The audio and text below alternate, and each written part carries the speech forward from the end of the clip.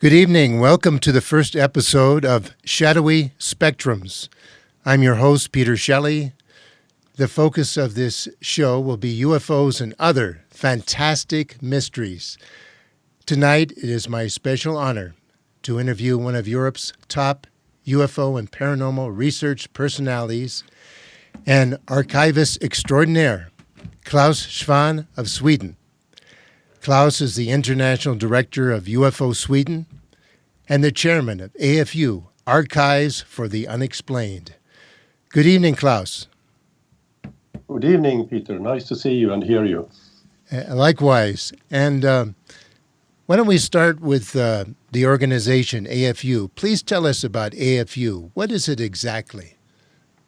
Well, AFU is a joint venture. We are a couple of people that in 1973 started what is now the world's largest archives for Fortean topics. And by Fortean, we mean anything that goes without explanation or looks mysterious enough for people to be baffled about. So at that year, we started as a UFO society, really. We collected strange observations about UFOs. But since a couple of years back, we have broadened our topics quite a lot. And now we are situated in Sweden, south of Stockholm, and also available at afu.se for people who want to access us. And I should say that what we want to do, really, with AFU is to preserve and to make available material from investigators all around the world that people have toiled and put their whole life into, and to save them for posterity so they are not lost when someone is passing away or maybe losing interest. What is the process for researchers to use your archive? How can they do that? Lots of people, they are coming here. They are from all over Europe, from the US. We had a guy flying in from Tokyo a couple of years ago. He spent 3 days looking at our Japanese collections. Really? Oh, that's interesting. And yeah, that's interesting because we do have large collections from many, many countries. We have the largest UFO collection outside Russia, in Russian. For just take one example, and it's professors and ufologists and just ordinary people that comes to us and ask for us to help them. So if a researcher, can't physically visit your archive, how could they get help, or how could you help them? Yeah, most of the people that are interested in what we do, they can't really come to Stockholm and Norrköping where we are situated. So they email us and we help them, or they are downloading from our download site. We have scanned thousands of UFO magazines that are freely available from a special download site. So if we don't have it, we are trying to help people make the scans, send the information. It will take maybe a couple of days or a week, but we do it. And what you mentioned the gentleman from Japan. What are some other examples of how AFU has helped researchers? Well, we are helping ufologists for BUFORA, the British UFO Research Association. We scanned their entire archive and then we sent it back. They can now make their own research. They couldn't do that before. We're also helping TV companies from all over the world. We helped an American company with the Ariel School case because I saved the original investigations from Cynthia Hind and Günther Hofer, this famous case in September 1994 in Zimbabwe, where a full class of schoolgirls and boys did see something they thought were landing out in the schoolyard, and they saw entities as well.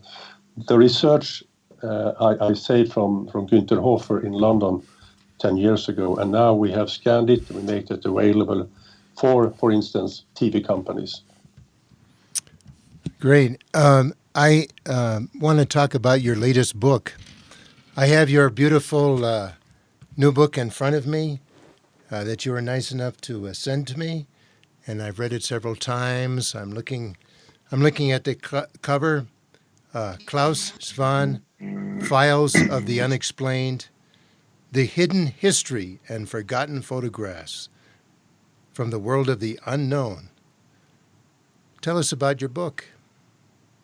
Yeah, it's really like that. We have so many things that people are not aware of.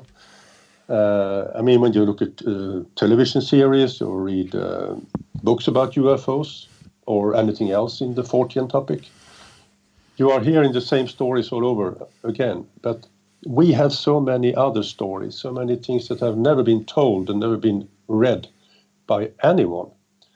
So I tried for several years to make a publisher in Sweden publishing this book. And now, at last year, I got an okay, and I published it in Swedish and in English. So I'm very glad that we have been able now to send this book to so many people that have helped us during the years and tell them how important their work were for AFU. Well, congratulations on the publication of your book. And it's beautiful. I've read it several times, nicely illustrated. Maybe I'll go to, specific pages in the book, questions. I'm looking at page 18. You mentioned that in 2013, you received from Spain one of the single largest archives from the Centro de Estudio Interplanetario, 93 boxes. That's a mountain of material. Large boxes as well. What can you give us some highlights of that material? Yeah, I'm very bad in Spanish, so I haven't read it really. I looked through a lot of it, but a friend of mine, a geologist from Spain, he came to Sweden and he helped us for a week to sort everything and to catalog everything. And it's thousands of original reports, letters and pictures, and it's a gold mine when it comes to Spanish ufology. I mean, they were working over 50 years, this Centro de Estudios Interplanetarios. When they folded, they sent it all to us. It's 50 years of research. So it's hard to pick anything special because it's everything really. It's Spanish ufology in a nutshell you can find here. And we have had Spanish ufologists coming to us, and we will probably help many, many more in the future. We haven't scanned it yet. It's huge, but we will eventually trying to scan all of those 93 huge boxes of material that is now probably ordered in the shelves at AFU. Yeah, that's amazing. And then you mentioned other large collections that are noted in the book include Bufora, British UFO Research Associates. Yeah, I must mention something about Bufora because it's so important. I went to Britain around 40 times during the last 20 years. Since the year 2000, I've been there 21 times. And I met with maybe 30 Bufora ufologists. I went to their attics, to their cellars, to their basements. I mean, I've been everywhere finding all of the Bufora files, nearly all of it, because it was scattered all around Britain.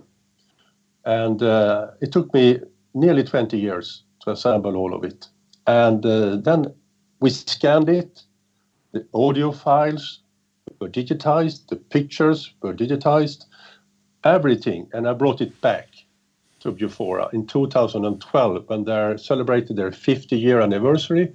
I gave them a 1 terabyte hard drive and gave a talk and said, here is your research. It's everything you have done for 50 years. So they were very appreciative.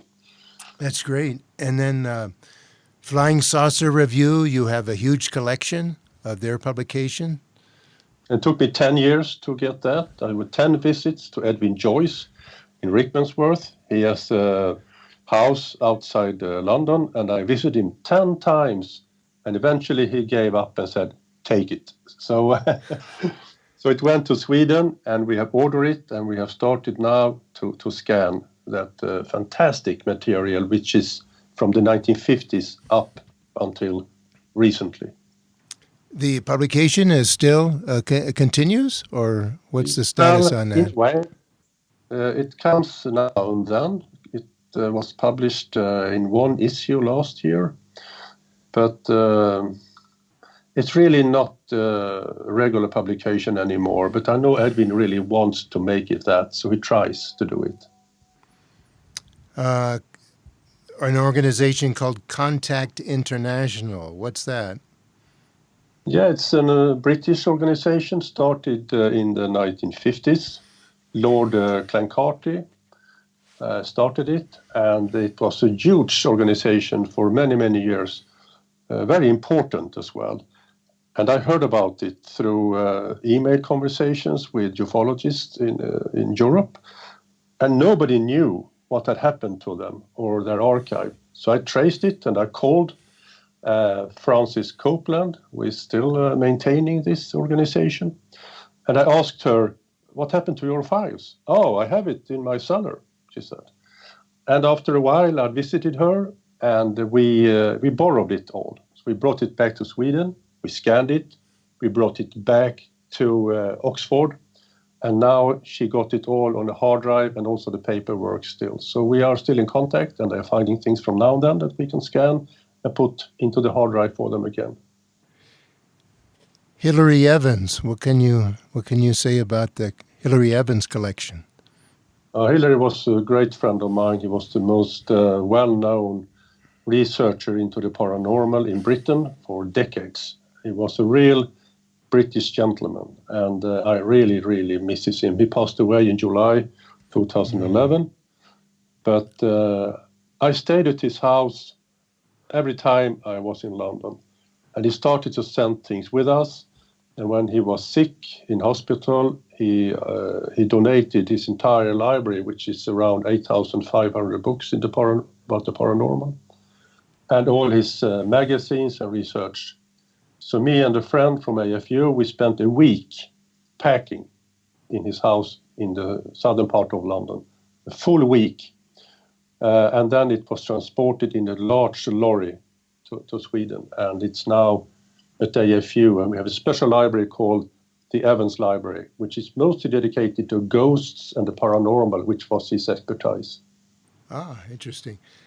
And Peter Rogerson, this was a person that was a little bit resistant to meeting with you. Tell us about that. Yeah, he was quite resistant, and I'm not a guy who takes no for an answer, really.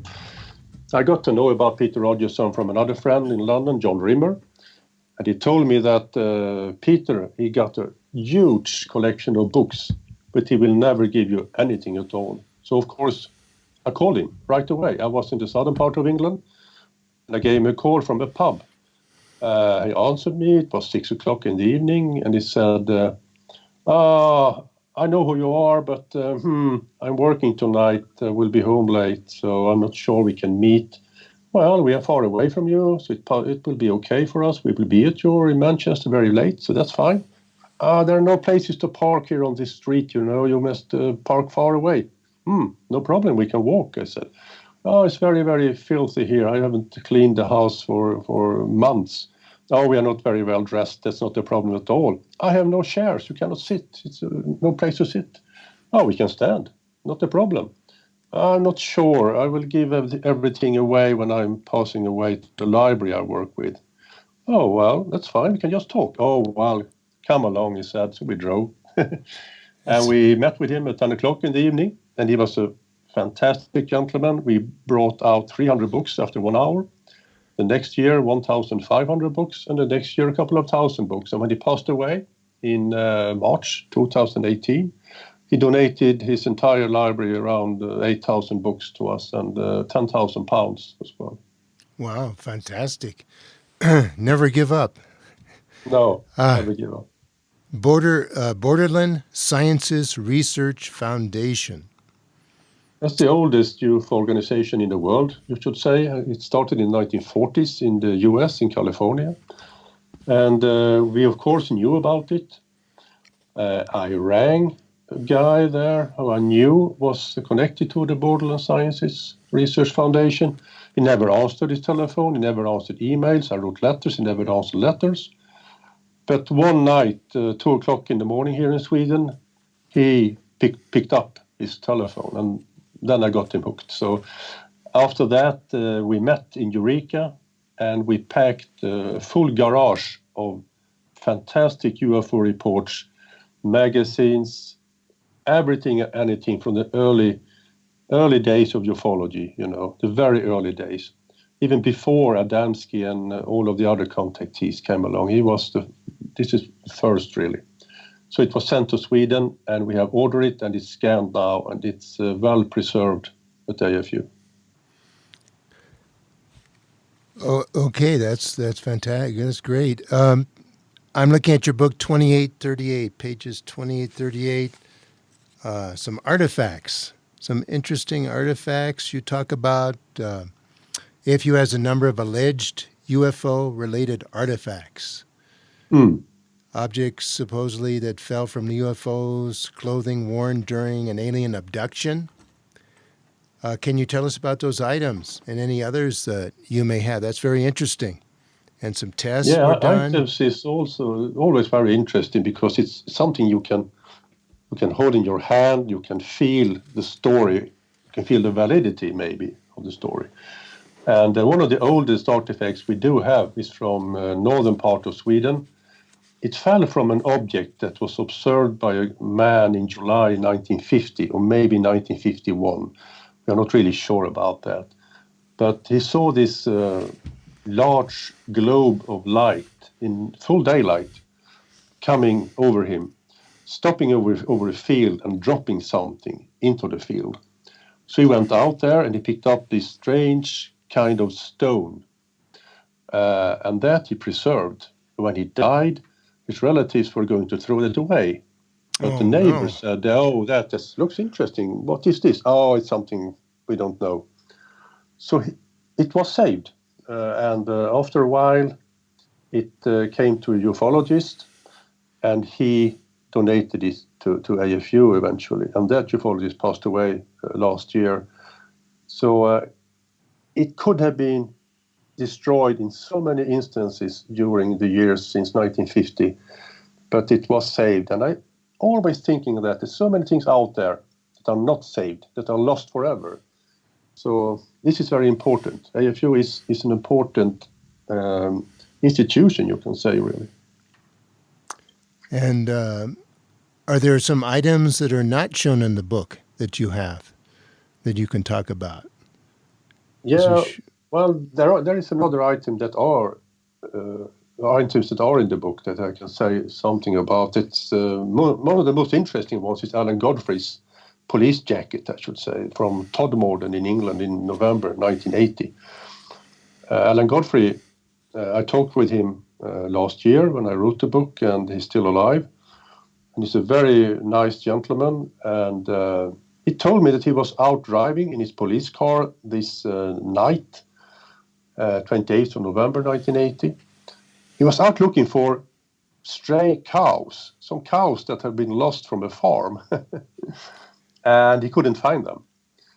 But then he drew one of the larger roads around Todmorden, and suddenly in front of him, it was this huge object hanging in front of the car. And the object was rotating, and you could see leaves and branches from the trees that were moving around the object. We stopped. It was a very strange object. It was not a flying saucer-like object. It was bigger, larger in many respects, with no real windows, but strange markings on it. And he had no camera with him. So he started to make a drawing of this object. And when he was sitting there drawing, suddenly it was like a flash of light.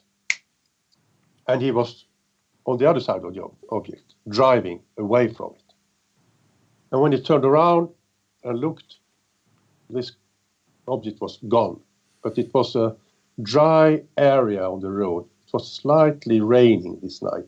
But he could see that the object had been there. And it was an oval patch on the asphalt.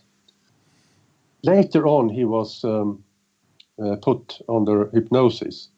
And he remembered that he was drawn into the object. This light that he saw was carrying him into the object, and he met some sort of creature there. But after that point, he cannot remember anything at all. Something blocks his memory there. But this jacket he wore on this occasion is now AFU. I bought it from a guy in England for £100. So wow. it would be nice to show sometime in a museum, maybe, if we are able to build a museum, which I really hope. Have any tests been conducted on the uniform, the jacket? I got that question a couple of months ago, and we haven't done it. We should do it, of course, and nobody did it before us. So we should maybe check it for whatever, maybe radioactivity, who knows? I mean, there could be some traces or something. Yeah, we must do that. And then Alan, you talked to Alan, it was a year ago, you say? Yeah, it was last year before I wrote the book. It was maybe before the summer, sometimes before the summer last year. Has he shared that anything, have any of his experiences continued up to the present, or? No, this is the only UFO activity or observation he has been experiencing, really. And he's been interested after this, of course. He's been reading and he's been lecturing, but nothing strange had happened to him after this. It'd be nice if I'm remembering an object called the Bob White object. Yeah, I don't know if it's possible for AFU to acquire that. I was in contact with Bob White once when I wrote an article for our magazine, UFO-Aktuellt. So I know how to contact him. So maybe I should try again. I think he may have passed away, though. That might be the case. Well, on page further in the book, page 34, we see some interesting artwork. You're talking about Eugene. I don't know the pronunciation. Semihov. Semichov is a Russian name, really. And can you tell us a little bit about him? Yeah, in Swedish we call him Eugen Semichov. It should be Eugene Semichov in English. He was the son of two Russian immigrants. He was a very skilled writer. He was awarded as a very good journalist in the 1970s. He was a fantastic artist. He made drawings and paintings for his interviews, and he wrote thousands of articles about space, mostly, and the space race between the US and Russia, the Soviet Union, in the 60s. So he traveled a lot, and he traveled to Russia. He met with cosmonauts. He traveled to the US to meet with astronauts, and he also met with major ufologists during the 70s, like Alan Hynek, Jacques Vallée, and UFO witnesses, as Clyde Tombaugh, the astronomer who found Pluto. He was putting his boots on the ground, really. He was writing several books, and he was very skeptical when it comes to UFOs, but he was not a skeptic in that way that he tried to make it vanish. He really was interested. He wanted to know. So he meant a lot to me. I read his books when I was maybe 12, 13, and he got me really hooked into this subject. So I have him to thank for many things. He's also passed away now, but he meant a lot to me and for my interest. And he did a science fiction comic strip, too. Kind of That's a Flash right. Gordon Alan type Champ, of... Yeah, Flash Gordon type, absolutely. Yeah, beautiful comic strip. I'm looking at a poster called Mare Int. Tell us about that. Yeah, Mare Int is like marine intelligence. It was a poster that was posted on every ship, any merchant ship from the US or Canada during the 1950s. And if you look at that poster, you can see a small figure of a flying saucer, and really a Buck Rogers spacecraft or something like that as well. And it says you should report if you see something like this. It's quite fantastic. I mean, it was there all over the US and Canadian merchant ships for a decade. And I got it from the Swedish naval attaché in Washington, who had really met with George Adamski and lots of other contactees at that time. He was very interested into UFOs. So he saved this one. I think it's the only one I know that has been saved for posterity. And you can compare it to what happened last year when the US Navy ordered its pilots to report UFOs. When you are meeting something in the air, when you're a flyer, you should report what you are seeing. This wasn't the case for many, many years in the US. But as you can see from this poster, it was the case in the 1950s when it comes to merchant ships at least. So from time to time, the authorities want us to report what we see in the sky. And now we are there again, in a way. A little bit further in the book, I'm looking at page 38, 39, that we see memorabilia from early UFO groups and clubs.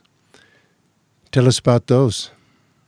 Yeah, we try to save paraphernalia as well. We are not only into reports on books, on magazines. I mean, we have 55,000 books in our libraries. We have a couple of 100,000 of magazines. We also have thousands of small items like stickers and buttons and things like you put on your car, bumper stickers, things like that. One of the nicer ones is this button from contactee Gabriel Green's presidential campaign in 1960, when Gabriel Green himself compared himself to Abraham Lincoln in 1860. So it says Abe 1860 and Gabe 1960. Of course, Gabriel Green was never elected president of the United States, but he was a very famous contactee that could tell about his travels to other planets and so forth. We also have the British Flying Saucer Bureau's sign, which was on their door for many, many years. It's one of the world's oldest UFO organizations. So when they folded, I saved that from the Bristol area and also lots of their other stuff. So we have really fantastic things that we would like to build a museum from and to show people, and some of them are in this book as well. And my favorite is at the top. Can you tell us about that one? Let's see. I will bring my book here. So Page 39. It's a bumper sticker. It's great. Flying saucers are real. The Air Force doesn't exist. That's fantastic. The Amalgamated Flying Saucer Clubs of America. And all then the organizations at that time, they had fantastic names that was long and long and long. That's wonderful. I love that. It's wonderful. Now, page 41, I'm looking at a collage of UFO stamps. Wow, interesting. And one in particular caught my eye, the one from Grenada. Yeah. What's the story on that? That has a story behind it. You know, we are a couple of ufologists around the world that collect UFO stamps and space stamps. I have a huge collection myself. And the Eric Gary United Nations stamp from 1977 is one of the most famous, of course, because Eric Gary was the prime minister of Grenada at that time. And he managed to start a discussion in the UN in 1977. And the next year, in July 1978, he even got Alan Hynek and Jacques Vallée to present his case for the UN committee. So he really made a lot of things to make UFO acceptable to a large part of the world. I think that may be hard to do again. Nobody has really done that after Eric Gary did this. But Eric Gary is gone now, and of course Grenada has other prime ministers since then. So I'm not sure. And Alan Hynek is gone as well. Jacques Vallée is still present, and maybe he will be trying to do something. Who knows? Okay, and then you have some UFO toys on page 42, 43. You talk about comic books. And there's a toy model kit produced by Revell that was removed from the market. What happened? Yeah, if you take a look at that, it's a Nazi. It's a German flying saucer from the 1940s. At least it is alleged to be that. So Revell, they produced this Nazi flying saucer, and they had a small flyer to go with it that was telling that this was something that the Nazis invented. And, we cannot be sure about that, I can say. There's much rumor in that. But it was seen as promoting Nazi superiority. And that was not good, thought many groups, many parent groups in Germany. So they got Revell to stop this. So it's not sold anymore. And probably a collector's item today, and it's hard to find. And so what do we know about the Nazis and the flying saucers? Many people believe that Hitler tried to invent the flying saucer. I have a friend, his name is Nick Cook. He wrote a book called Hunt for Zero Point. He was at that time working with the Jane's Defense Weekly, and I met him here in Stockholm.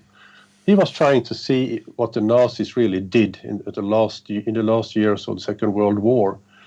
So he traced many of those quite fantastic weapons that they were working on at that time.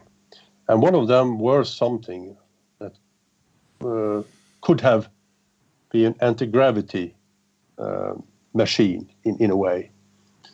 But he never really got to prove that this was done.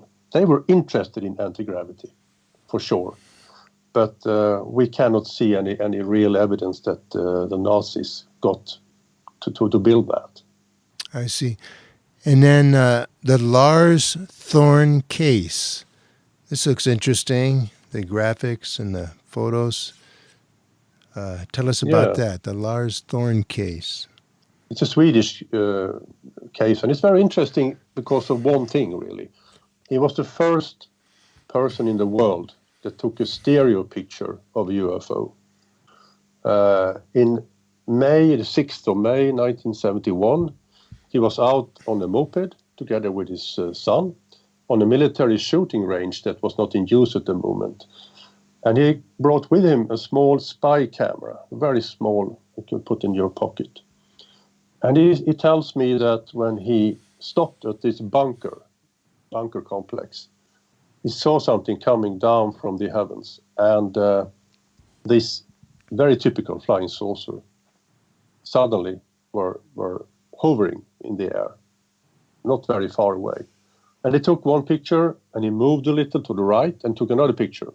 Then the object vanished. So those two pictures you can put together and make this first stereo picture of, which the UFO organization in Sweden did in the 1970s.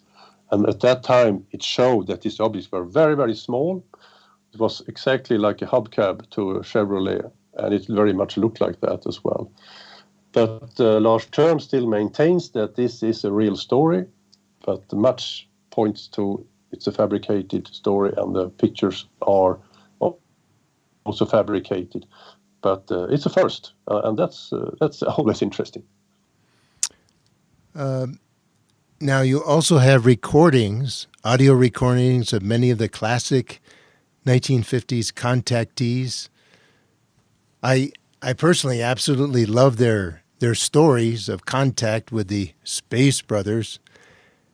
But have you discovered any evidence that they had real contact, any of these famous contactees? Great stories, I really love them as well, I must say. Those are fantastic stories, and you must really listen and read them for what they are. They are a child of the time, really. I mean, those reel-to-reels we saved from Ohio, from a guy there, a journalist, who had saved them in his turn. And when he passed away, we got them. We brought them to Sweden. And we have digitized them. So when they arrived here, some of them were falling to pieces. But nearly 100 of them were still intact. But when you listen to them, you can hear the only existing interviews with people like Orfeo Angelucci, Daniel Fry, Howard Menger, George Adamski. All of those early ones are on tape from the 1950s. And I have followed nearly 100 Swedish contact cases myself. And you can say, like the American ones, they have all contacts with different entities from different parts of the universe. And I know at least 2 people here in Sweden who travels regularly to planets where they are part of ruling the universe. That's not bad. So what can I say about all this? I mean, they are very hard to investigate. Either you trust them or you take them as entertainment. They seldom bring things back with them that you can see. Some of them do. And when you can see them, probably very mundane stuff like a stone or something like that. So well, good stories. You don't have them anymore. Nobody tells them anymore. They did it in the 1950s. And, well, that's good for me. Exactly.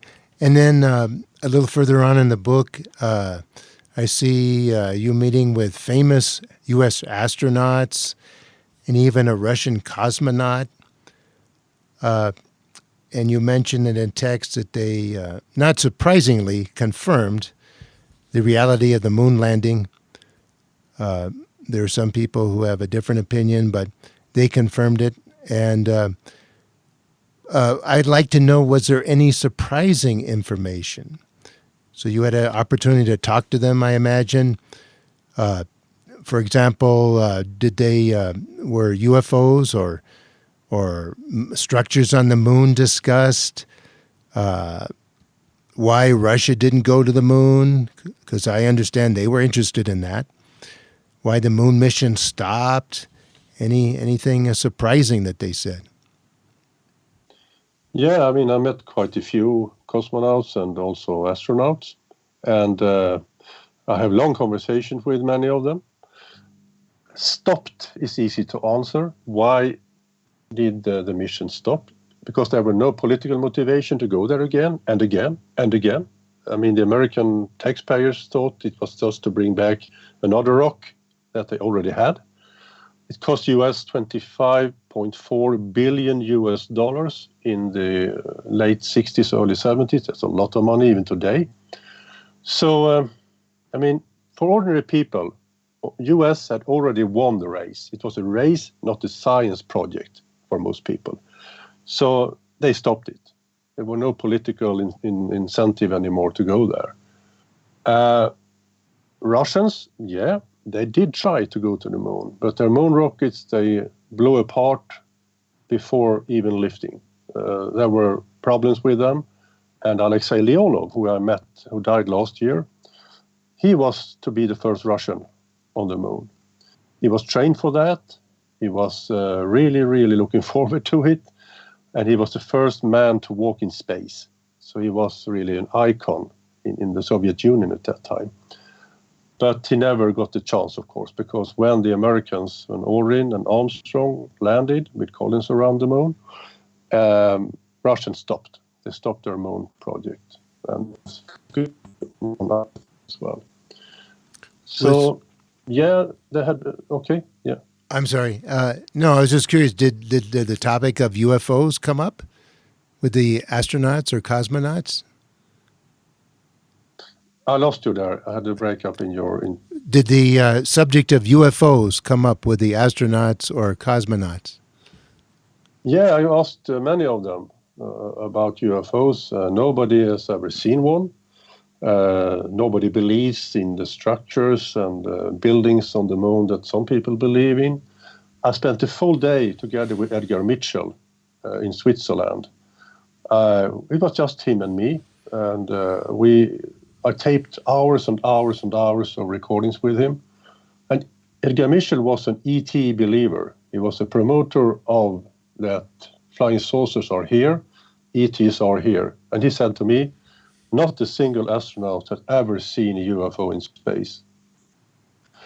So, what do I know? But I never met anyone who has seen a UFO in space. I met one who created UFOs in space, who tried to fool fellow cosmonauts, I should say. It was a Russian. They banged on the capsule. And of course, those ice crystals outside flew away into the sun. And then they asked the other guy who haven't seen them banging, can you see what is that? And he saw an armada of UFOs flying away, of course. Interesting. Now, page 64, 67, you talk about the Loch Ness Monster, Bigfoot. Are there any interesting lake monster or cryptid cases from Sweden? Yeah, UFO-Sweden's expert, Richard Svensson, he says that almost every second lake in Sweden has a lake monster tradition. I agree with him. And Lake Storsjön, which is a prominent lake in the very middle of Sweden, has this Storsjöodjuret, which is the Storsjö monster. It's a lake monster that has been seen for hundreds of years and are still reported by people in the nearby city of Östersund. Pictures taken every year and always observations being done every year. But not a single creature has been caught, and there are no really good pictures of it. But, it's hard to find those lake monsters. They are elusive. Has anyone given you a description of the creature? Mostly it's like, it's mostly like a back of a big snake, you can say. That's the most common description, really. You are not having those heads sticking up like the Loch Ness monster pictures. Not here in Sweden as well, at least. But you can have quite a good description from quite a near distance if you ask around this lake, Storsjön, in the middle of Sweden. If you knock the doors, walk around the lake, you will find them. I'm looking at page 72. You talk about living frogs found inside of rocks. Yeah. That's pretty hard to explain. It is. It's very hard to find modern cases, but if you look in older science books, you can find cases there. And we have one from the island of Gotland here in Sweden from 1741. When they found a living frog in a quarry. And it's very hard to tell how this is possible. But you can find quite a lot of stories like that all around the world, really. And since AFU is a truly fortune archive, those stories are collected and saved for posterity as well. I love them. They are so fantastic to read. Tell us about the alleged UFO contact case of Gusta Carlson. Am I pronouncing it correctly? Yeah, that's good. You wrote that you have found more and more evidence that the event didn't happen the way he claimed. Can you explain? Well, the Gusta Carlson case is probably the most well-known Swedish case if you look around the world for Swedish cases. He was out walking on May the 18th, 1946, and he saw something that he thought was a fire in the woods. It was late in the night, and he walked into the woods. But there he saw this landed discus, really. It was a disc with people around it. It was standing on three legs and a fin. He was stopped by some sort of guard. And he walked away, and he took another way, trying to go from the back to see what was going on there, really. But at that time, this craft started, and it flew up in the air and away from him. But the next day, when he went back there, he found this crystal staff with inscriptions on it, and also a couple of containers, mugs with liquid in it, and a ring of gold with a stone. And those have been up to discussion, of course, since then. And I wrote a full-length book about him. It's nearly 400 pages long about this case. It's very complicated. I made it very, very easy now when I told it. It's very, very complex. But I can say now that probably he made those inscriptions himself. And I'm not sure that he found those objects as he told me that he did. But he believed it unto his death. He maintained that this story was true. And I loved this guy. He was very nice. I really misses him. We spent so many years together, 20 years working on this, that we got a bond together, really. Betty Hill. You had a meeting with Betty Hill. That's fantastic. What happened? Did she reveal any new information? Anything you could talk about? And also, I want you to comment on the drawing that she gave you, which is a little bit different from the one that Barney did. Tell us about your meeting with Betty Hill. Yeah, it was in 1987 in April. I was in New York, and I called her and said, well, we are in New York. We have some time for us. We are ufologists from Sweden. And she said, yeah, why not? Come up to New Hampshire, to Portsmouth, where I live. So we drove up to her house and spent a full day with her. She baked a cake for us, and we sat down with her, and I taped a long interview with her. And she made this drawing that looks like a straw hat. It's not a flying saucer. It's a very, very different from what you would think a flying saucer would look like. And with large windows, very, very big windows.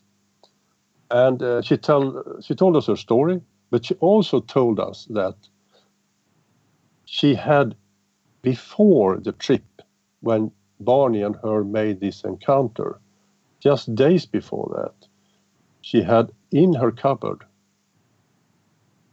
material from a crashed flying saucer that she had seen crashing earlier and picked up, brought back.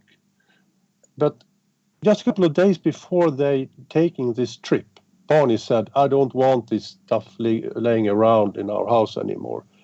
So she told me she threw them out in the garden. And the next day, a lorry came with earth because they were redoing the garden. And everything went under this earth, this dirt. And she said to me, it's still out there, probably. That's a strange story. I mean, it was just 3 days before they made their encounter at Indian Head. How can we explain though that's interesting? I haven't heard that before. And then the difference in the drawing that Barney did and her drawing, because she had some artistic ability. She's holding in one of the photos a painting that she had done, I guess. So her version of the UFO craft was very angular, whereas Barney's is more like a spaceship. Yeah. So that's confusing. But even other pictures they made of the entities are different, and their stories are not as 100% exact as people tend to say. If you read the recordings from the interviews that Benjamin Simon made with them, so they are not carbon copies of each other. They are not that. They are different. Now we come to some files that you have now, the Russian KGB UFO files. That sounds interesting. Can you tell us about the KGB UFO files?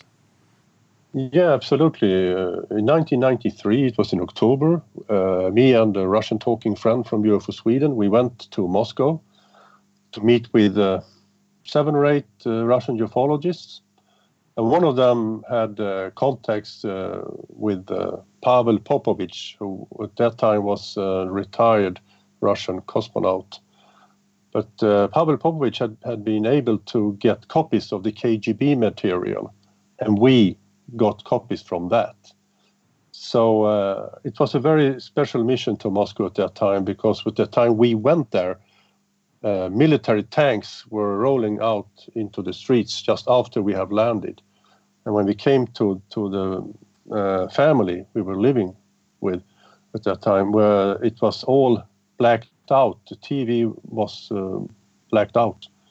Only one channel was broadcasting an old black and white Russian movie. And there were shots out in the streets, and there were fighting out in the streets for a couple of days. And they started out with... they were trying to take over the parliament, and they were stopped by force, by military tanks that were giving fire to the parliament and smashed it, really. We were standing there looking at it when it happened. It made our work a little more problematic, but we were able to meet all the guys and girls we were going to meet, and brought back a lot of good contacts and a lot of good material. And we read this, of course, when we came back, and we found that more than half of the KGB material were of misinterpretations of their own rocket launches. People hadn't understood what they saw in the sky. It was Russian rocket launches. But there are also quite a few interesting cases where people have seen at military bases crafts flying over that are not as easy to explain as the rocket launches. There's another case that I wanted to ask you about that is not in the book, known as Argus or Operation DiCaprio? Da Capo, really. Operation Da Capo and Argus. Argus was the first, and Da Capo, of course, the second one. And can you tell us about that case? What I think there were some intrusions into Swedish territory by unknown aircraft, something of that nature. Yeah, that's right. It's from the early 1970s, and it was strange aircraft and rockets flying over the Swedish border from Norway. It seems like coming from Norway. The aircraft were no labels, no insignia, nothing, flying very low in very, very difficult weather, landing probably on strips out in the woods. And they, of course, could be, well, smugglers, you can tell, maybe, or something else. But the objects that were seen during those nights, often nights, were very much like the ghost rockets, because at one point I met with a military pilot who told me that he was sitting waiting to be called up in his helicopter during this operation. And suddenly he got this call, and he and his co-pilot went out to the helicopter, and they were told to fly a certain direction because an object was coming in from the west. And it was moonlight, and it was snow, so it was quite bright. And they were flying very, very low over the treetops, maybe 20 meters over the treetops. Suddenly, an object like a cigar came flying underneath the helicopter, between the helicopter and the treetops, and flying up in front of the helicopter. They could see no wings, no cockpit, nothing. They could see it against the moon. It was flying away, and it was just vanishing. And they landed, and they were interrogated by special operations guys, and they never got to know what this was. This continued for a couple of years, this operation. And I interviewed the man in charge, the criminal investigator in Värmland. And he told me that at one point he went to Stockholm to meet with the highbrows. And he told them what had happened, that they had radar recordings, they had observations and all that stuff. He went back, and the next day he was told to shut it down. Everything was closed, and he never got to know why. And the files are still classified, so we don't know really what happened. Wow, that's an amazing case. So, because I thought they had been identified as conventional aircraft, but some of them you can say were, but they never could identify them because there were no labels on them. They looked like ordinary aircraft, and of course, many of them probably were, but there were also those other missile-like things that were also seen by the military helicopter pilots. Well, I just want to say this book is great. I recommend it to everybody, and I'm sure a lot of people would like to get your book. How can they do that? The easiest way is to go to afu.se or AFU shop.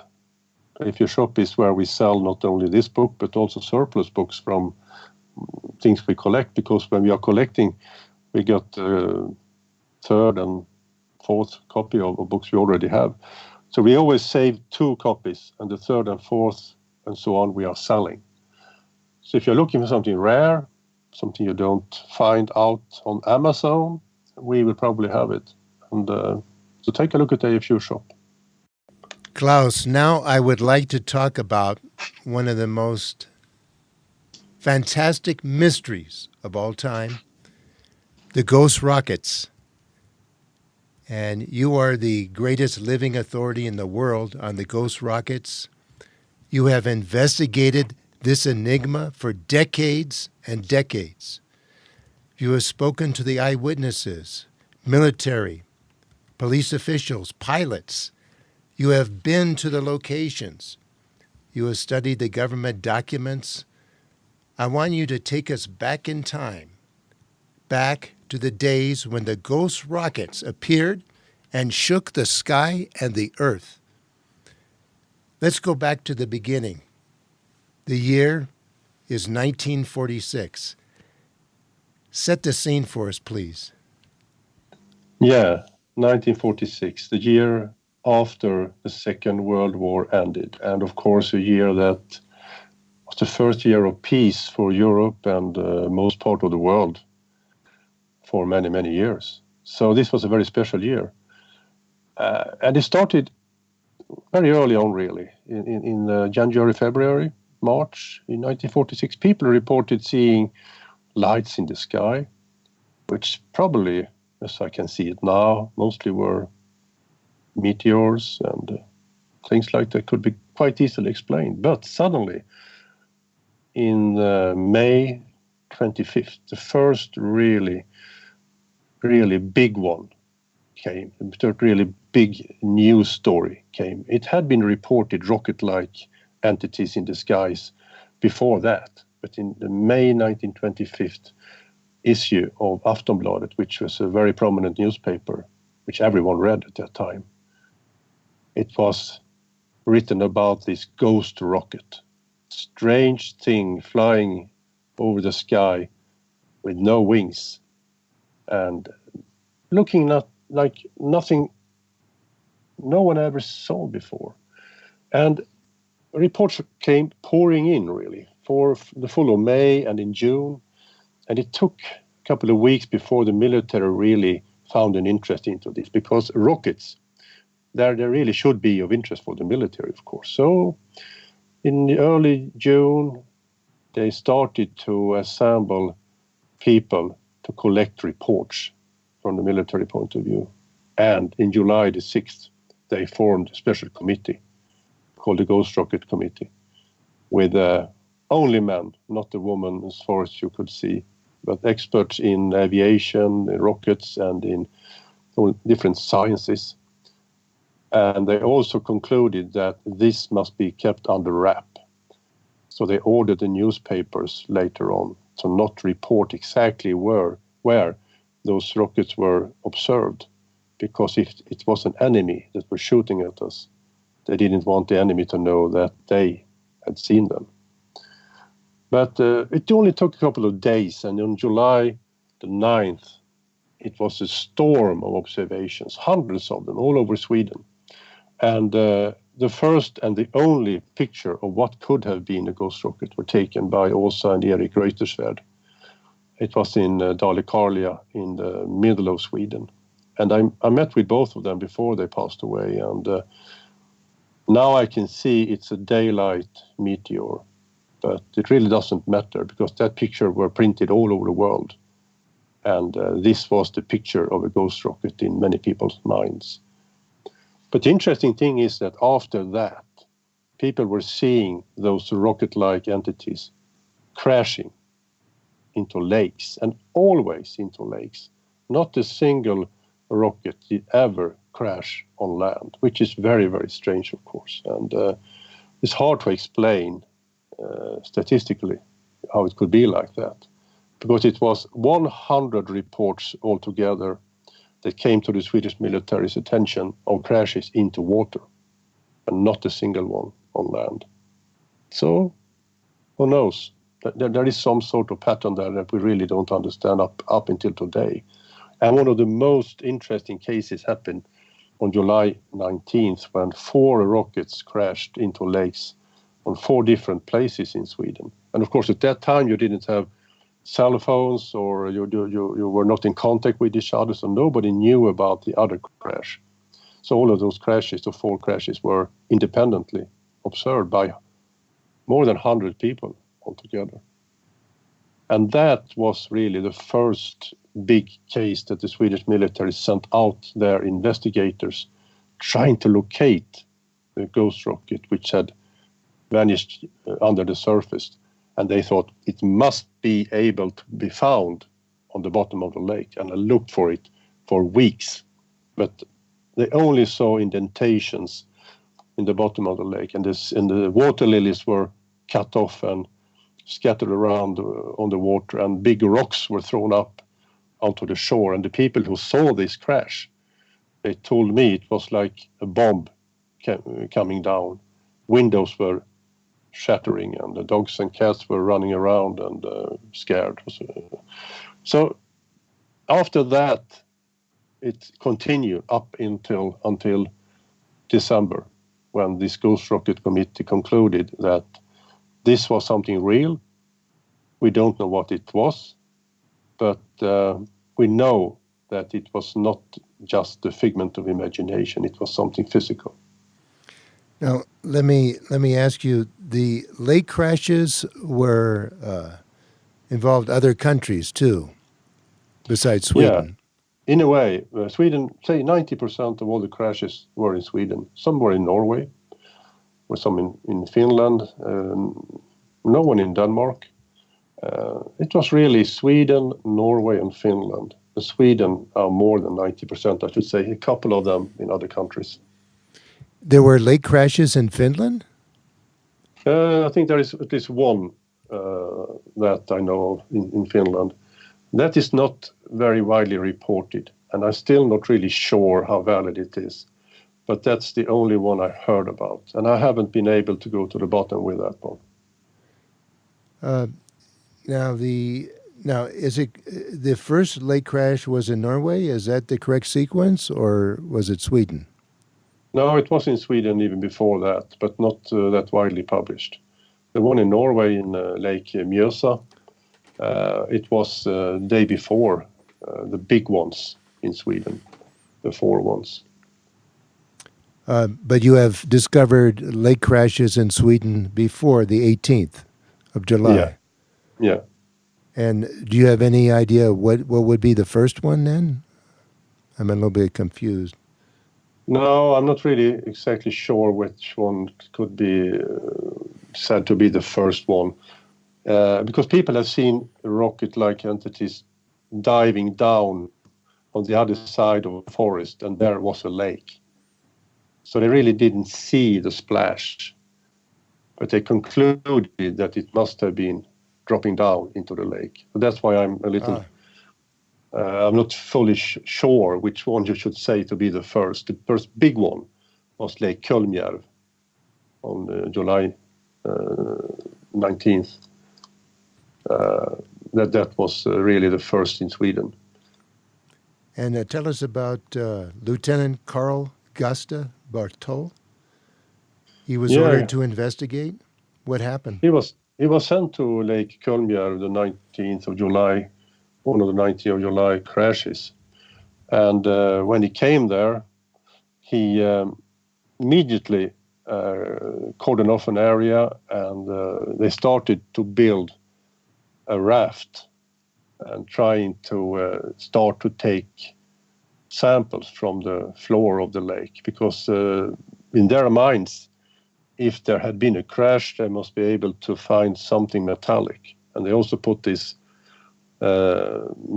metal detector on board this raft, but it never really gave any sign of metal. They took more than 30,000 samples, and all they found was this indentation in the bottom of the lake.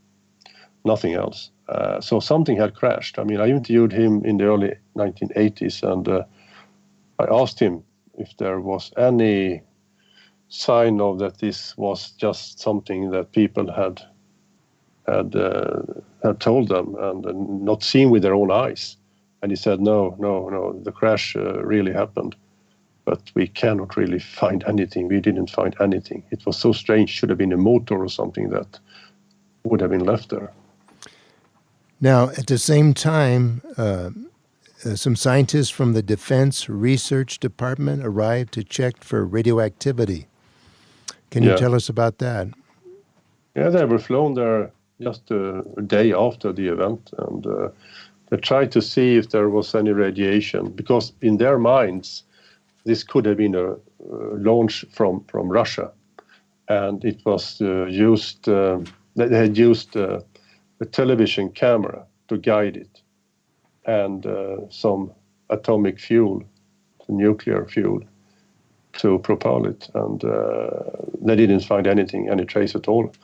So they went back to Stockholm without anything to report, really. So no radiation was detected? No radiation at all. Now, weren't there some, in this specific incident, weren't there some mysterious people seen in the woods? A telephone line was cut. What happened with that? Yeah, I mean, there were people trying to sabotage the investigation around Lake Kulmjar. So they put out guards with live ammunition around the lake. And they probably had ordered to shoot if someone had been seen there. It was very tense. They thought of this as a military operation, and they saw that Sweden was under attack from something that they didn't understand at that time. And they never got an answer. To those people they saw that cut off the lines, they never found them. And I guess in August, the Assistant Director of Central Intelligence, somebody named Colonel Edwin Wright, sent a memo on the ghost rockets to to President Truman. Yeah, he briefed President Truman about what was happening in Sweden. And the thing is that the Swedish and the British intelligence had a collaboration here. And it was said that the Americans were to be kept out of the loop. But the Americans got information. We have found documents in Washington, D.C., Swedish documents, that somebody had leaked to the Americans as well. So they knew about what was going on. But they were never involved in this. They were never briefed in any way, really. But the President Truman got to know what they had been able to find out. So on the August 12th, the lake search was terminated. Is that correct? Yeah, that's correct. And they didn't really find anything. No, he went to another lake. He went a couple of 100 kilometers up north to try to find another ghost rocket in the lake that would crash on the same day. And same story. Nothing was found. Same story. And when the people were describing the witnesses describing the ghost rockets, were they consistent in the descriptions, or there was a differences, or what? Well, there were differences. You can put them in two different bags to start with. The night observations, and I think most of them, probably everyone, was of meteors, and the daylight ones that were very, very much better, really. Several more witnesses. They saw elongated objects with or without fins, and sometimes they can hear the sound of a motor and even see the exhaust coming out from this object when it flew over, and they can see sun reflecting in the hull as well. So the daylight observations, a couple of hundred of them, are very, very good, made by lots of people, and during sometimes a couple of minutes, the observation could be so long. Tell us about the encounter of Swedish Air Force pilot Gunnar Earlholm. Yeah. What happened? This was August 14th. Yeah, that's right. I was able to trace him before he passed away, which I'm glad that I was able to do because I read his report. We found 4 big dossiers at the Swedish War Archives with a couple of thousand papers, all about the investigations into the ghost rockets. And one of them we found were Gunnar Edholm's observation. And he and his navigator, they were really trying to make just a training round with this bomber plane that they were flying at the time from Västerås.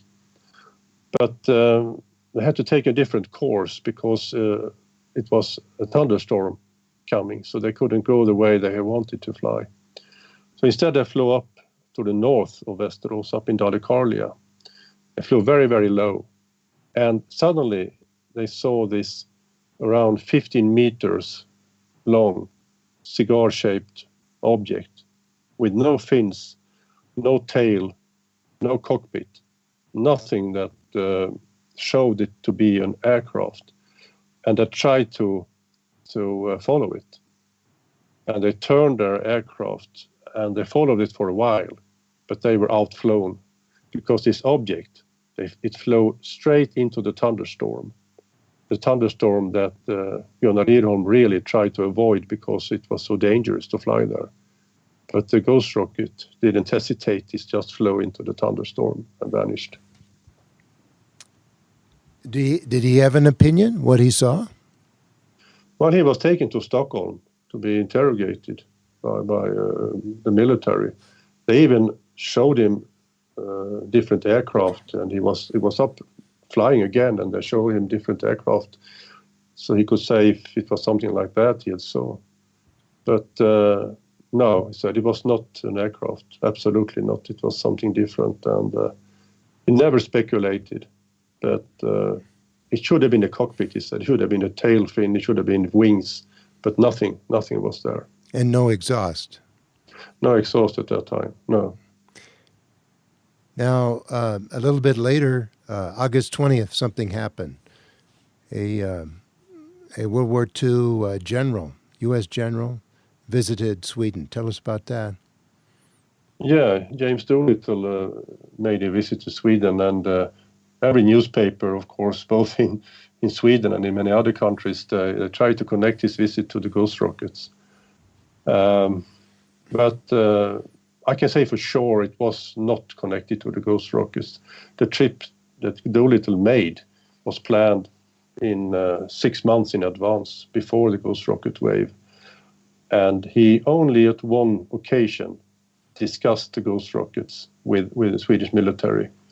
And that was because the Swedish military, it was the chief of the Swedish Air Force, asked General Doolittle if he had any opinion that he wanted to relay regarding the ghost rockets, and he said no. That was the end of that conversation. There were spreading rumors that he had talked to another high-ranking Swedish officer, but that officer, he wrote a letter later on, a secret letter at that time that we have read now, and he said that I never met with him. This is just somebody had made this up. So General Doolittle's visit to Sweden was not connected to the ghost rockets, even though the American press and the Swedish press really wanted to make it look like that. And then the British were preparing to send a special group to Sweden with special equipment, something called Task Force 196. Yeah, they were standing ready at Heathrow to go with very short notice, because this Task Force 196, they had equipment, they had radar equipment that the British military thought could be helpful for Sweden to find a solution to the ghost rockets. The Swedish radar were very, very bad at that time. It was a radar that was equipped with many, many problems, I should say. We did get radar returns from ghost rockets. You can see that in the military archives. But it's hard to tell if they were real or if it's something was a problem with the radar equipment. And they were waiting. But suddenly the Swedish Prime Minister one day, Per Albin Hansson, said that no, they will not have a go to come here. And I read in a former secret cable between the British attaché in Stockholm and the British Foreign Office in London that the Swedes had told the British that if this happens again, we will not tell the politicians. We will do it anyway. We will get your help without the politicians knowing about it. Why do you think the Prime Minister said no? I think because of political implications that they were not, it was after the war, Sweden was neutral and they didn't want to involve a foreign country into this. That was a Swedish matter. That's the only reason I can see really. But the Swedish military really wanted this help. Can you tell us about Gusta Skog? Again, the pronunciation is probably off. He had a movie camera. And what happened? Gösta Skog. It's a hard name to pronounce. But Gösta Skog. I also got a quote of him before he passed away, which I'm very glad because all we found in the Swedish war archives relating to his observation was 4 or 5 lines scrapped on the back of a paper telling that someone with this name had shot a film of a ghost rocket. And I was able to trace him in Gothenburg. And he told me a story that there could have been the solution to the ghost rocket enigma if it turned out the way he had hoped. He was traveling with friends to Sweden. He owned a shop that developed films and pictures. He had the brand newest film camera with him. It filmed in color, and he stopped for a break around Norrköping, not far away from where our archives for the Unexplained is now situated. They stopped there, and he picked out the camera, put it on the tripod, and his friends were walking around taking a smoke. And suddenly one of his friends shouted, "Look there," and pointed up in the sky. And Gösta was filming some scenery. So he switched his camera lens to a telephoto lens and turned his camera up into the sky, and he saw this cigar-shaped object coming out of a cloud. He told me it looked like a Saturn V rocket, the ones that sent Apollo to the moon, but horizontal, flying horizontally. And after it, an exhaust. And it was flying into another cloud and out from that. And he followed it all the way with the camera, filming all the time. And suddenly it was gone. And they were really, really shaken. They put the camera inside the trunk and they drove up to Stockholm. They were heading for their hotel, and there they called the military. And the military said, "Come here, we want to talk with you and bring the film." So they went to the military and they were put in 3 different rooms and they were interrogated. And the film was taken for development. And the next day they were called back to the military and they were put in this cinema room where they were to watch this fantastic movie. And they were sitting there and there were high-ranking officers around, lots of people, and it was blank. It was nothing. It was all blank. And Gösta tells me afterwards that when he changed to telephoto lens, he had forgot to adjust the aperture, so it was overexposed, all of it. Yeah, that's terrible that he didn't get that on camera. Now, you were hoping, I think, to locate the film anyway, with the possibility of new technology being able to recover some kind of image. Has that happened? I really tried, and I talked to people who were working with preserving films at that time, with the archive, developing it for the military, but no one have been able to help me. They really want to help me, but nobody has been able to do it. And what is a little curious is that all of those interviews, the 3 interviews with those guys, are also not in the ghost rocket material. It must be somewhere else. We haven't found them either. Now, on December 23rd, I think was the final report of the Ghost Rocket Committee. Yeah. What was their conclusion? The conclusion was that this was something physical, something real, that some of it were meteors, but many other things were, well, rocket-like entities that they were not able to identify and not able to say where they were coming from, because, of course, they thought it was from Russia. Here in Sweden, we always think that things are coming from Russia, and sometimes they are. But in this case, they couldn't prove that.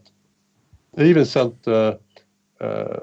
intelligence aircraft near the Russian border, trying to listen and see if they can find communication with those ghost rockets. But they were not able to do that.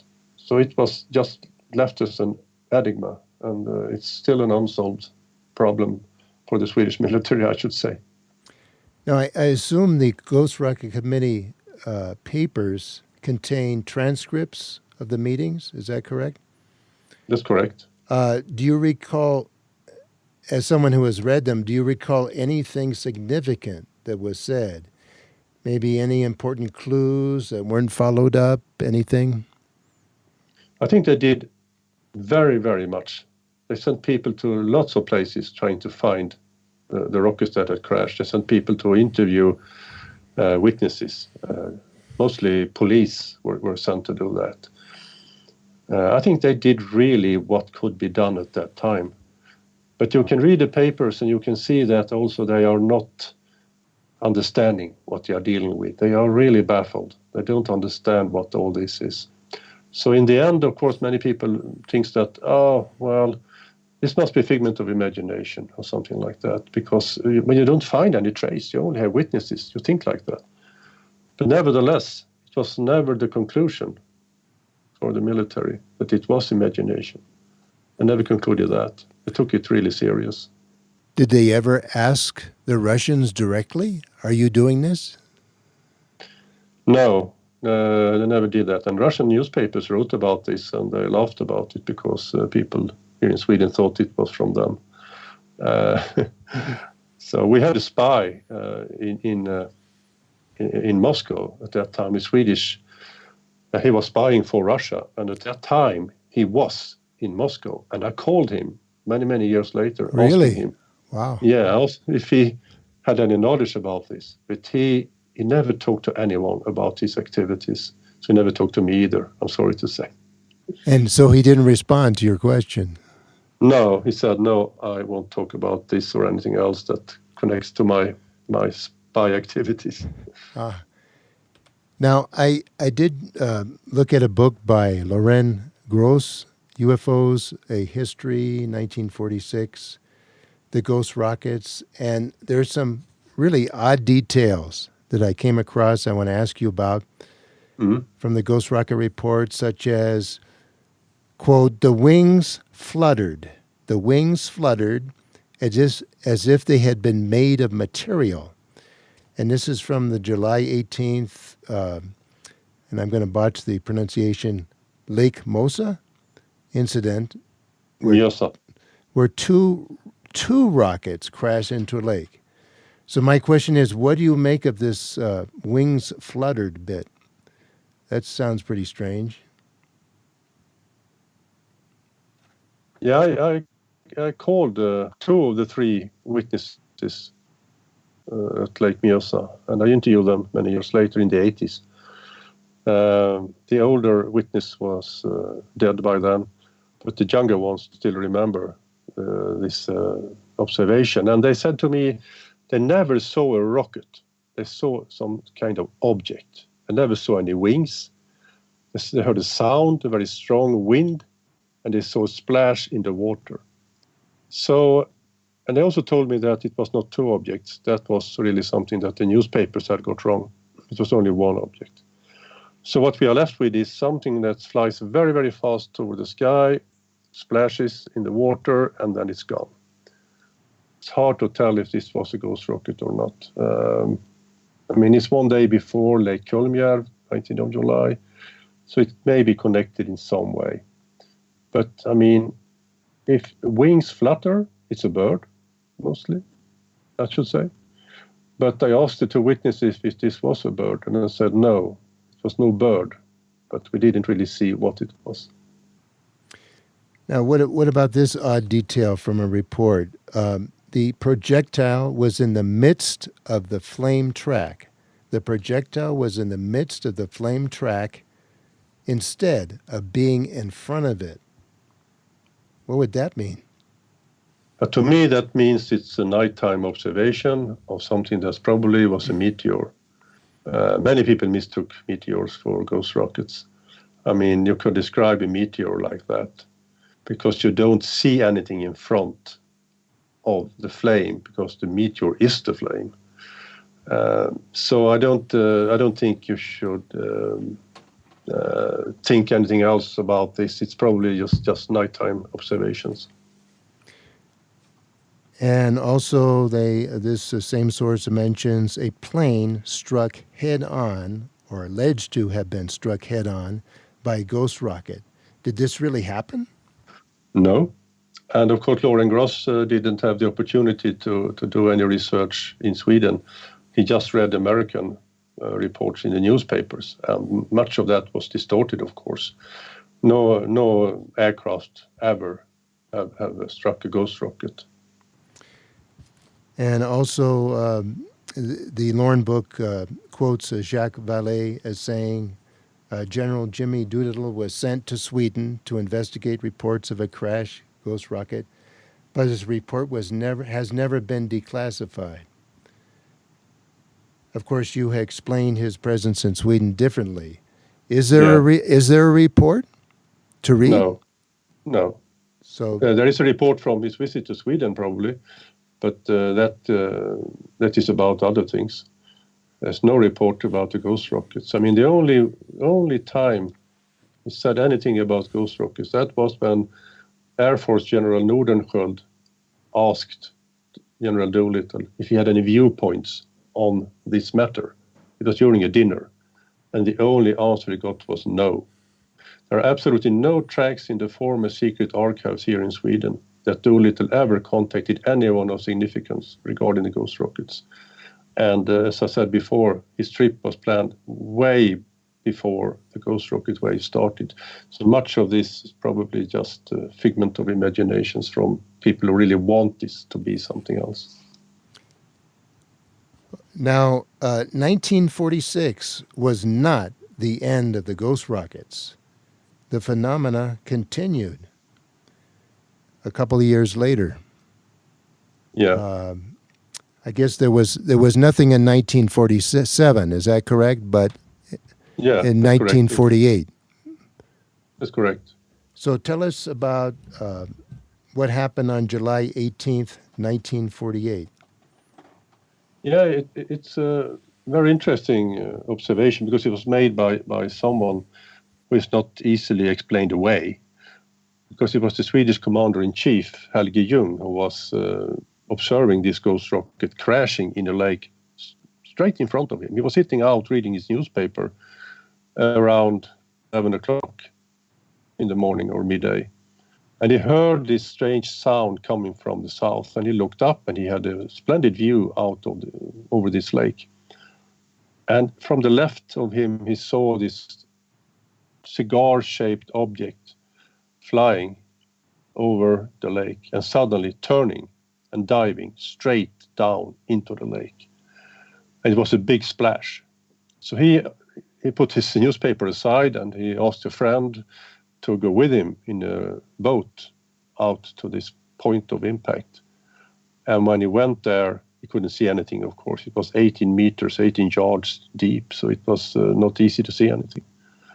So he went back and he started radar observation and aircraft surveillance operation all over Sweden, trying to see if they could find any more rockets flying towards Sweden, because he was sure this was something military, of course.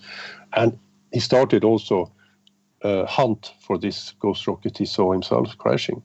And they were looking for it for weeks. They were having divers down into the lake, but it was so muddy, so it could well have been deep underneath the mud without them seeing it.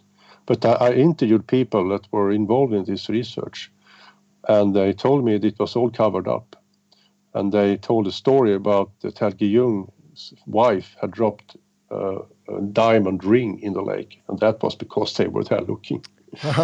That's interesting. And you have his diary, personal diary, describing this event? Yeah, I copied his diary. It's in the war archives as well. So I read it. And the strange thing is that when this expedition, when the hunt for the ghost rocket left the lake, several weeks later, it's a small, just mentioning in the diary that something is found in the lake. Tomorrow we are diving. And there were no divers there at that time. So who found something? And what did they find?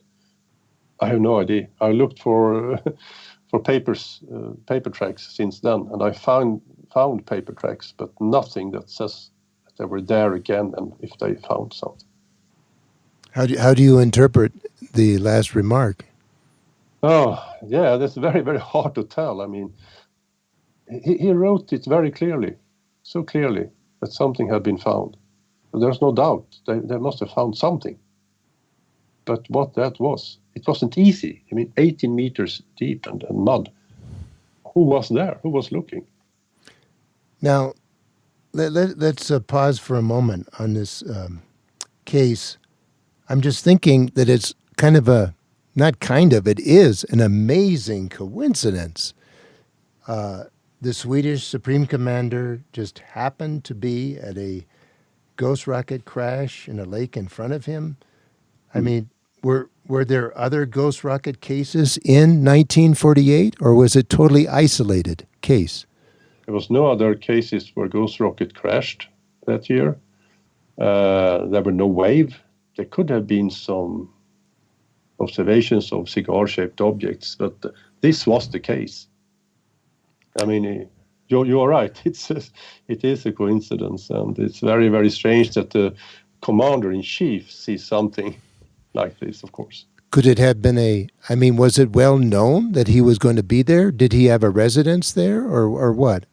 It was a summer house in a way, but he worked in Stockholm, and he often stayed at his summer house during work week as well. He commuted, so it was quite well known that he was there. And that's pretty amazing case. Now, there was nothing between 1948 and 1980. There were no ghost rocket cases between those years. Well, there have been a few, not as many, but there have been a few in that years as well. 1977 was a crash in the south of Sweden when the whole family saw a ghost rocket navigating and more or less landing and sinking on a lake. And observations of ghost rockets in the sky, they were still made between 1948 and 1980, but there were very, very few that crashed into lakes.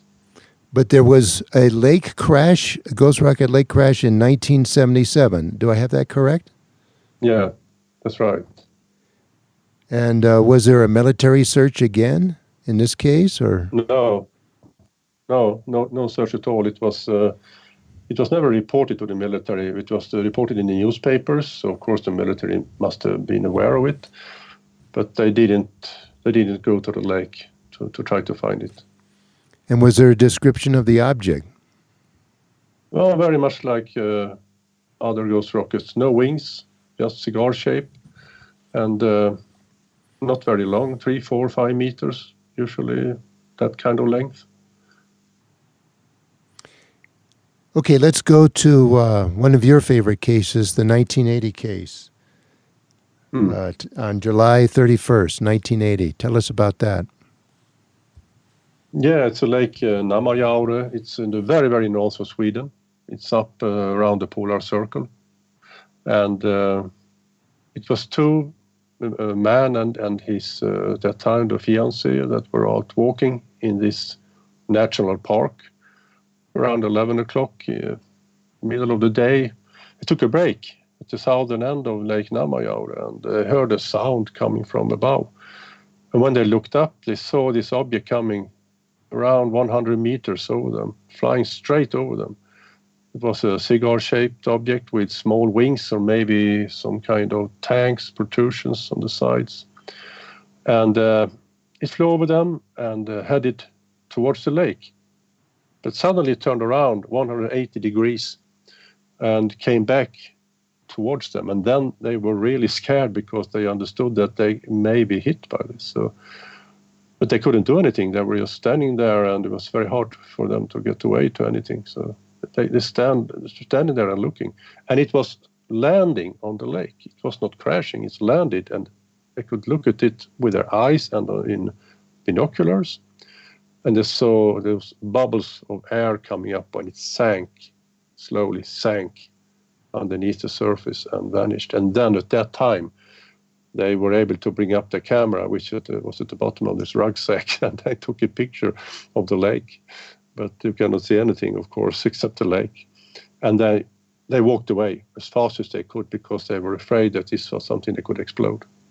And they went back to the car, a couple of hours walking distance from there, and then went back to Stockholm. And at that time, they reported it to the Swedish military, the UFO expert at that time. And the military started an investigation. But they couldn't find anything, and they didn't really try to dive for it. But they flew over the lake with a helicopter, and they checked the radar returns, and they could see nothing. And now the next case was in 1985, August 18th, 1985. Is that correct? Yeah, the next big one, I should say. There are always smaller cases in between, but 1985, August 18th, are one of the, I think, most interesting cases because there are 4 pilots flying in the Cessna. They're flying from the north of Sweden down to the south, and around Gävle, Söderhamn, which is in the middle of Sweden, eastern coast. They meet this ghost rocket following some power lines. And they are flying a couple of 100 meters above it. And so they turned the aircraft and tried to follow it. And they could see when the power lines are changing course, also the ghost rocket changed course. It follows the power lines. But they were so near that they could see individual features on this craft. It was metallic. They could see no signs of anything. There was no pilot, but it was very, very clear to them. All of them made 4 different sketches to me afterwards, and they are very much like each other. And they were outflown by this ghost rocket, the same thing that happened to Lieutenant Irholm in 1946. Now, the location of this incident was north of Gävle. I know. Yeah.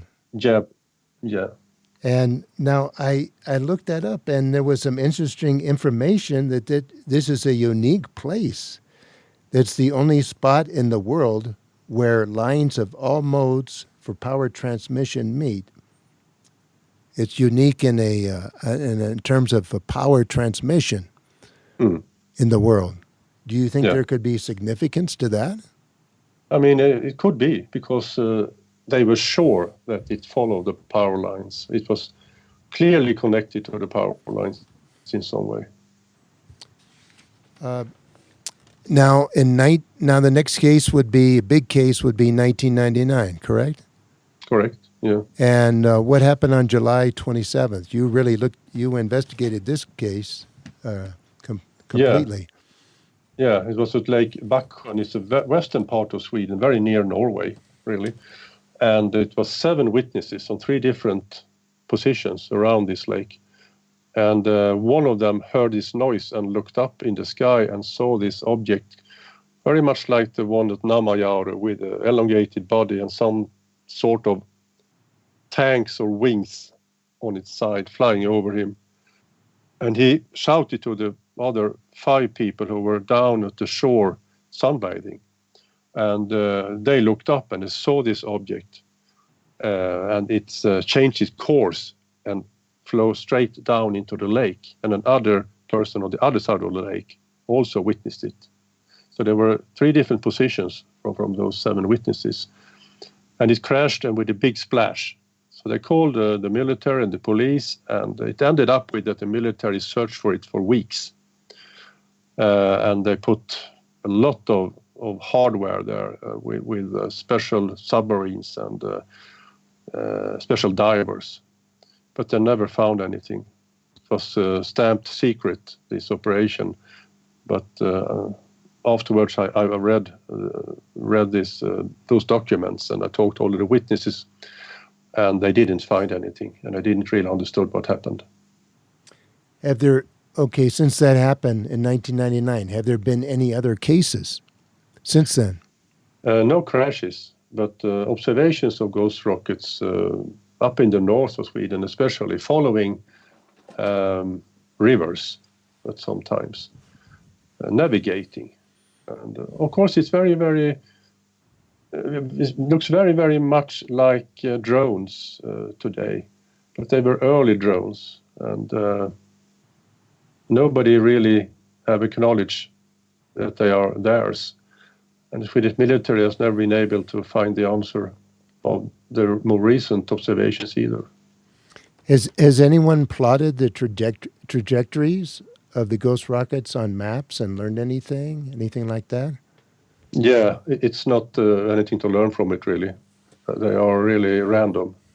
From west to east, to north to south to north, I mean, whatever. Have any other weird or mysterious events happened at those specific lakes before or since? We have checked that. We have checked that, but no, these are singular phenomenon, really. They happened once, and that's it. What about any of the ghost rocket witnesses, either near the lakes or pilots, or otherwise? Have they reported additional phenomena? No, that's the same answer, really. No, there are no repeaters, ordinary people, not seeing anything more, really. Of course, some of them may have, but there are thousands of people we are talking about. And no, not really. Now let's talk about the different theories of what the ghost rockets were. What can you say about that? There are really 3 main theories. The first one is, of course, that the military, the Russians. But if you take a look at what happened during the war, the Second World War, several of the Nazi Germany's V-bombs crashed around Sweden, in water mostly. But one of them crashed into a wooden area called Bäckebo on June 13th, 1944. That was a V2 bomb, and they found several tons of it. There were debris everywhere. It was a tremendous crash, and the ghost rockets never left a single piece. So the military track is not really valid, I think. Astronomical is the other one. Meteor showers. But no, I'm an amateur astronomer. I looked very much into this.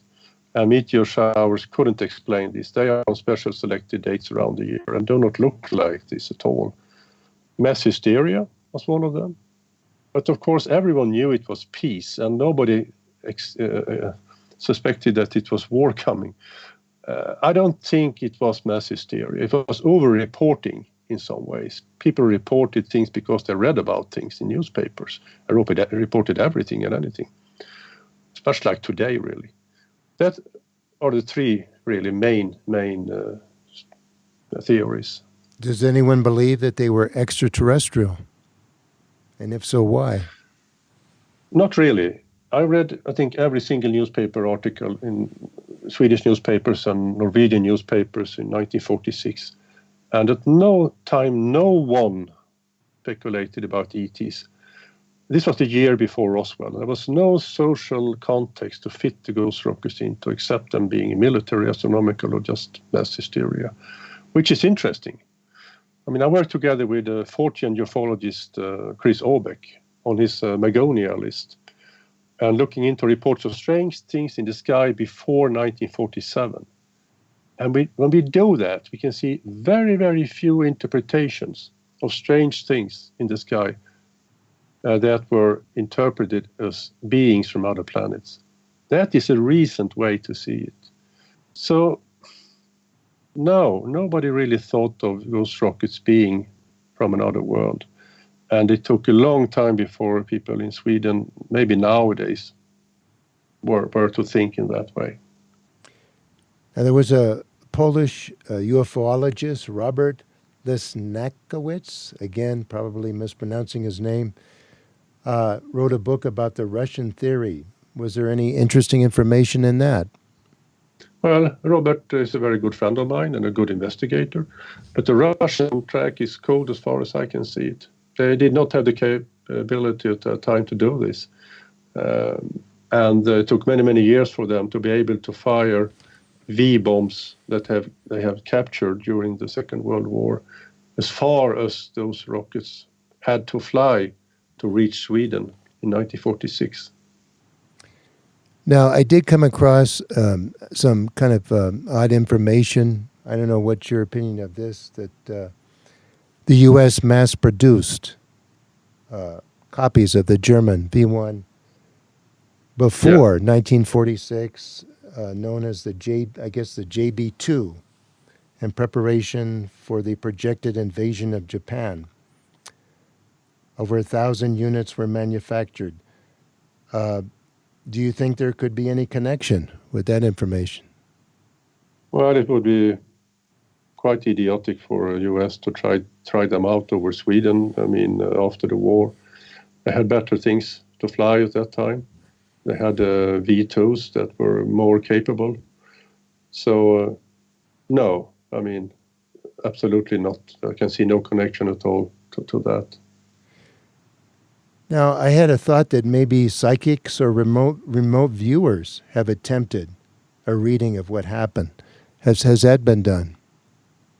Not as far as I know, and I don't want to use that kind of research. I mean, it would be to explain one unknown with another unknown, and that really doesn't give us any new information. So when that day comes, when I know how a psychic or remote viewer work, and if I can validate that, that could be interesting. But now we really don't know how they work and if their information are valid. So I wouldn't use them, and I don't know anyone else who had done that. Now, tell me about your multiple expeditions to a specific ghost rocket lake and why you selected that one to investigate. Yeah, it's Lake Namajaure, of course, because we went there in 2012 and 2014 to very, very special investigations. It's a hard lake to investigate. It's in the remotest place in Sweden, and you're not allowed to go there either, because it's a national park. You cannot do what you want there. You have to have permissions from many places to do that. But that is the case, of course, that was the ghost rocket that was landing and sinking on July 31st, 1980. And we wanted to go there because there were two very, very good witnesses. They were really, really good ones. Bo, the man, he's head of the Swedish War Archives. And Liz, his wife, is head of several schools in Stockholm. They have lots of things to lose from their reputation if they were making this up. So they went with us and they pointed out where we should go and look for it. So we had magnetometers, sonars, and ground-penetrating radars with us in 2012. But at that point, we saw that the seafloor was so muddy, 4 meters of mud. So we have to go there with another kind of equipment. And with that, we saw an object around that place, underneath the bottom of the sea, of this lake, that could be the ghost rocket. So now we must go back again with another instrument that shows us how this object looks in 3 dimensions, and that we will do probably next winter. And have any other I'm looking forward to that expedition, to hearing the news on that. Have any other countries that had the Lake Rock Ghost Rocket Lake crashes done any similar expeditions? So I guess that No. would mean Norway then. No, no one has ever done anything like this when it comes to UFO research at all, I should say. What we have done for UFO-Sweden are unique, and it costs a lot of money and a lot of effort and a lot of planning. 54 minutes. So what we are going to do next time, hopefully, is to find this ground-penetrating radar that shows us this in 3 dimensions, and maybe we can find a solution to the Ghost Rocket enigma. Now, do you have any other projects? I know you have a million projects going, but any other projects or future plans you want to share? Well, this year time? UFO-Sweden turns 50. We were founded in 1970, so that will be something in April with exhibition and talks and international speakers and so on. I'm also writing on a new book about things that falls from the sky, which is interesting, I think. And I will return to England to bring back new files for AFU. So that's the 3 big ones for me this year. And I will continue working as a journalist as I do, by my daily living as well. And how can people order your new book? And how can people support AFU? How can they get involved? Well, at this moment, we are a little more than 30 persons who puts in $5 to $100 every month. And we need to be twice that number. And why? Because we are always full. We have 14 different localities on the same street. But we want to be under one roof because that would be much easier, of course. So if you go to afu.se, you can buy my book, Files of the Unexplained, there. And you can also email me at afu@ufo.se if you want to get in contact with me. And if you know about valuable collections that may be lost, I appreciate to be told about it so we can save them. Well, Clas, I could talk to you about other things, but maybe we could save that for a future interview. I just want to thank you give you a very special thanks for making this interview possible. Your work is really fantastic, and thanks for sharing it with us. And I look forward to speaking to you in the future. Thank you very much. Thank you, Peter. It's an honor to be on this show. Thanks.